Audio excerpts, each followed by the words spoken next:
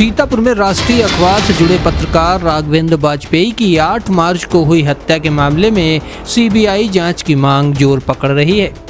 मंगलवार को कलेक्ट्रेट परिसर स्थित धरना स्थल पर सैकड़ों पत्रकार और मीडिया संगठन अनिश्चितकालीन धरने पर बैठ गए। प्रदर्शनकारियों ने हत्याकांड की निष्पक्ष जांच, परिवार को 50 लाख रुपए का मुआवजा और एक सदस्य को सरकारी नौकरी देने की मांग की है। धरने का नेतृत्व एप्जा संगठन के चेयरमैन रविंद्र मिश्रा ने किया। दोपहर बाद तक अफसरों से बातचीत का कोई ठोस नतीजा न निकलने पर पत्रकारों ने लालबाग चौराहे को जाम कर दिया और जमकर नारेबाजी की। मौके पर पहुंचे पुलिस अधीक्षक अंकुर अग्रवाल ने पीड़ित परिवार और संगठन के प्रतिनिधियों से बातचीत की और कार्यवाही के लिए 1 सप्ताह का समय मांगा है। इस आश्वासन के बाद प्रदर्शनकारियों ने जाम और धरना समाप्त कर दिया। इस दौरान एएसपी उत्तरी Alok Singh, CO city, CO सदर सहित भारी पुलिस बल मौके पर तैनात रहा है और जाम हटाने में जुटा रहा।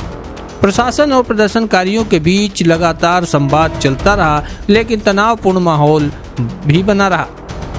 पुलिस की जांच में अब तक 3 अभियुक्तों को गिरफ्तार कर जेल भेजा जा चुका है, जिस पर हत्या की साजिश रचने का आरोप है। हालांकि हत्या के अंजाम देने वाले मुख्य आरोपी अभी भी फरार हैं। पत्रकारों ने चेतावनी दी है कि यदि 1 सप्ताह में ठोस कार्रवाई नहीं हुई तो आंदोलन दोबारा तेज किया जाएगा। मामला जिले की कानून व्यवस्था और पत्रकार सुरक्षा को लेकर गंभीर बहस का विषय बना हुआ है। Bureau report, Sadakati times.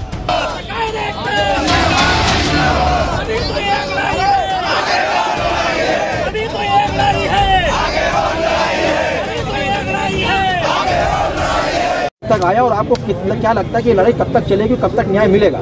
देखिए, बात यह है कि ये जो राघवेंद्र वाजपेयी की हत्याकांड है, ये केवल राघवेंद्र वाजपेयी का हत्याकांड नहीं है।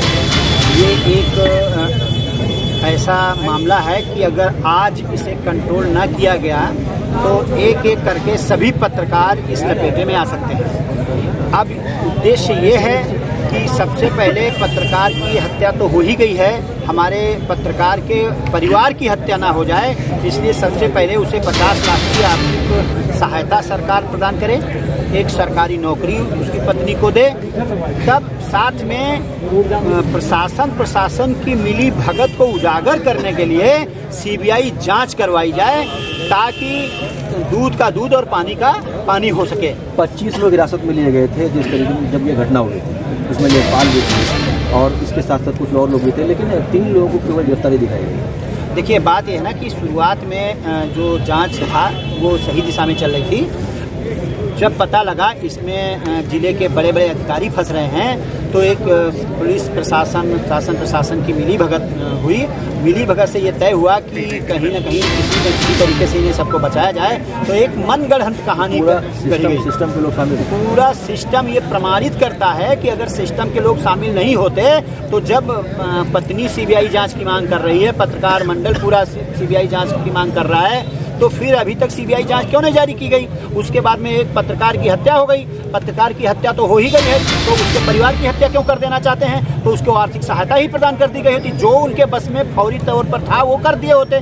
तो जब ये कुछ नहीं कर रहे हैं तो ये साबित कर रहा है, प्रमाणित कर रहा है कि इसमें शासन प्रशासन के लोग मिले हुए हैं। और साथ में आप ये समझिए, छोटी छोटी घटनाओं पर 10, 20, 50 हजार लाख, 2 लाख, 4 लाख दे आते हैं। और आज एक पत्रकार समाज जो शासन और प्रशासन, चाहे वो देश की सरकार हो चाहे प्रदेश की सरकार हो, उसका एक रीढ़ की हड्डी होता है, उस रीढ़ की हड्डी टूटी है और शासन प्रशासन द्वारा तोड़ी गई है, उसकी सीबीआई जांच क्यों नहीं करी जा रही है? कभी एक फोटोग्राफर से नटवर गोयल इस्तीफा देते थे, आज राघवेंद्र वाजपेयी की हत्या हो गई, लेकिन जिला मजिस्ट्रेट या जिला का कोई प्रशासनिक अधिकारी आपसे अब तक ज्ञापन नहीं लिया 6 घंटे। देखिए, बात यह ना कि कहीं कहीं पर हमारे जो सीतापुर जिला है उसमें कुछ पत्रकार साथियों को चक्रेश मिश्रा जो पूर्व एसपी थे, उन्होंने दबाव बनाने की कोशिश की थी। वर्तमान एसपी अंकुर अग्रवाल से नहीं, देखिए, उनसे तो उम्मीद है, अभी तो हम उनके बारे में कुछ जान नहीं पाए हैं, वो बस आए ही हैं। अब देखते हैं कि इस घटना से लेकर के आगे की कार्रवाई उनकी कैसी रहती है, फिर उनके बारे में सोचेंगे क्या कहें। लेकिन आज हम चक्रेश मिश्रा को जरूर कह सकते हैं कि ऐसा व्यक्ति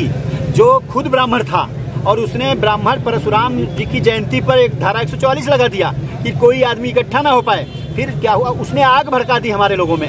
वैसे हम सीतापुर के ही जो पत्रकार साथी थे उनके साथ बैठने वाले थे, किंतु जब ये सीतापुर के लोगों को पर दबाव बनाने लगा तब हमने पूरे प्रदेश के सभी साथियों को अवगत कराया और कहा कि आइए सीतापुर की सरजमी पर कुछ पत्रकार डरे दुबके हैं, उनमें हौसला बढ़ाइए, हिम्मत बढ़ाइए। हम लोग ये सीबीआई जांच की मांग करे हुए हैं। सीबीआई जांच करवाने के बाद परिवार को 50 लाख आर्थिक सहायता दिलवाने के बाद और पत्नी को नौकरी दिलवाने के बाद ये साबित करने में जुटेंगे कि हमारा पत्रकार साथी किसी भी शासन प्रशासन से डरता दबता नहीं है। वो अपनी आज़ादी को कभी मिटा नहीं सकता, वो अभिव्यक्ति की आज़ादी लेकर रहेगा।